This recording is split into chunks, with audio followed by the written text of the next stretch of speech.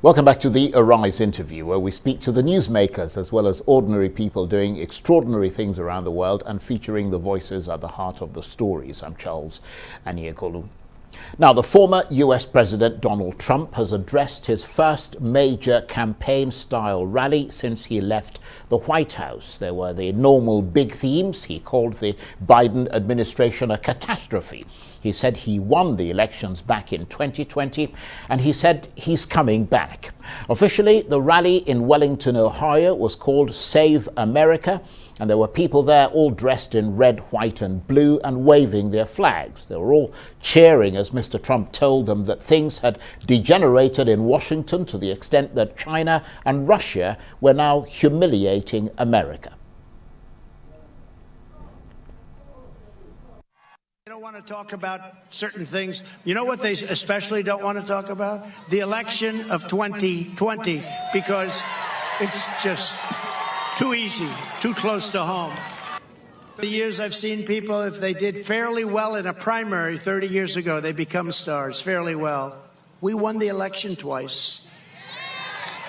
And it's possible we'll have to win it a third time. It's possible.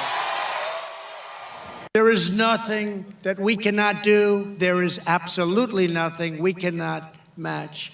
There is no challenge that you will let us down. You will never let us down. The people of Ohio will never let us down. The people of our country will never let us down.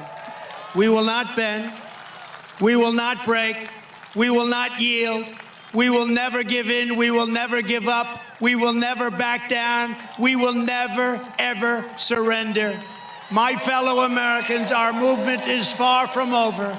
In fact, our fight has only just begun. Donald Trump, well, for his reaction to and assessment of Mr. Trump's rally, I'm joined now by the Republican strategist Erol Morkoc. Thank you very much indeed, Erol, for joining us. So would it be fair to describe this as the payback rally, because Mr. Trump spent a lot of time denouncing his political enemies and laying out plans about how he can defeat them, how he would show them that he should really be in power in Washington and get rid of the people who've hurt him politically? You know, I think that despite the fact that we wouldn't call it a payback rally, that's a very fair way to transcribe President Trump's opinions. Certainly, he feels wronged by the Republican establishment. He feels wronged by quite a few individuals who perhaps he thought were allies. And now he is on a little bit of a path, because 2022 is where we have the midterm elections. And it's going to be a Republican victory in the House. Everybody's predicting pretty confidently. And it's going to be important for President Trump to make sure that the people who replace those rhinos, Republicans in name only, those people are people who align with his agenda. However, he also does have a very strong bid for the reelection. I was there in Orlando with him when he basically unofficially announced it. And he's dropped every hint he could, basically has said that he is going to run.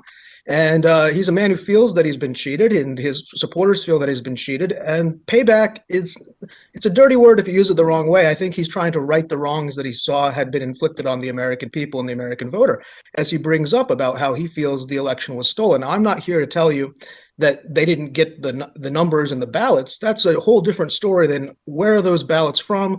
Are they verifiable? Are they auditable? And that's what's going on right now. So I think Donald Trump has sort of kicked off, and I'll use your term, a revenge tour, a payback tour.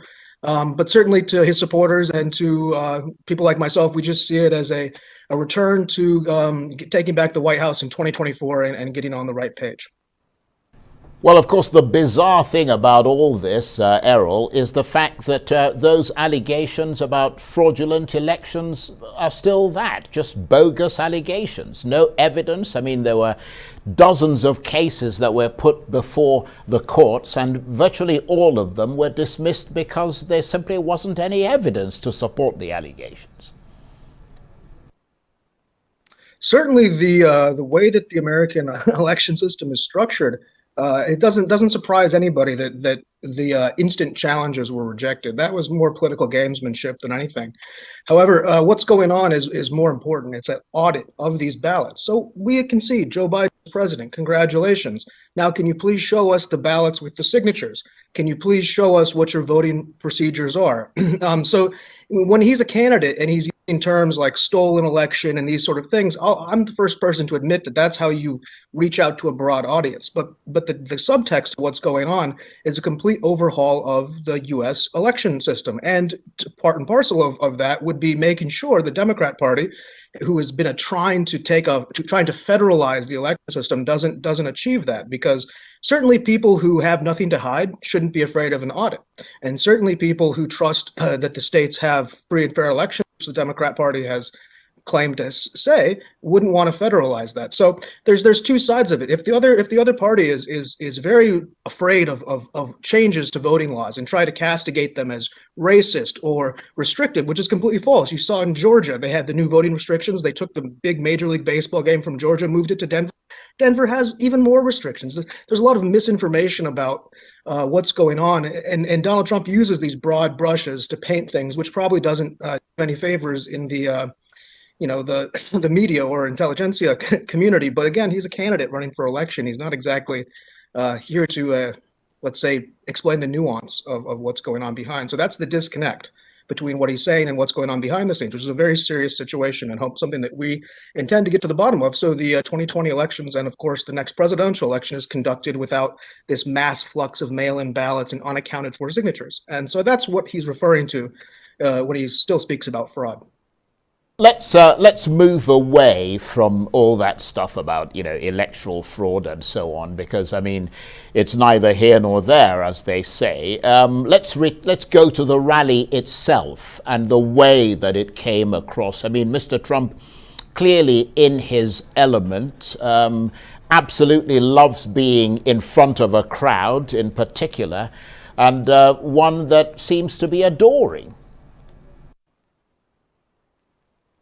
Yeah, I mean that's the Donald Trump experience. Certainly, I believe, and everybody believes, that Donald Trump enjoys doing that.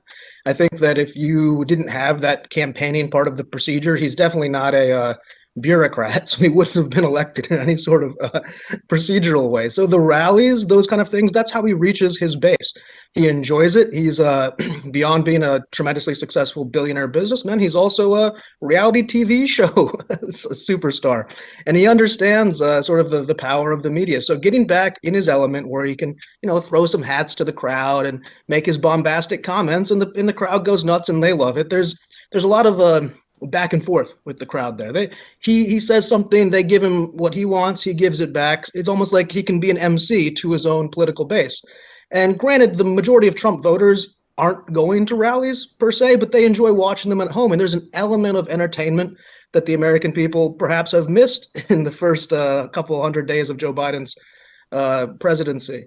And I think Donald Trump, back in that element, is really able to galvanize his base and remind the American people that he's still forced to be contended with, and not to forget I would agree with you, Errol, that a lot of things he said certainly came across as going down well with the crowd. But I mean, you're a Republican strategist. How representative do you think these supporters of the rally are of the Republican Party today, the supporters who were at the rally? It's a great question, and I think that they're very supportive. The people you saw there weren't the sort of types of crazies that stormed the Capitol that they tried to say represents our party, which fully condemnable.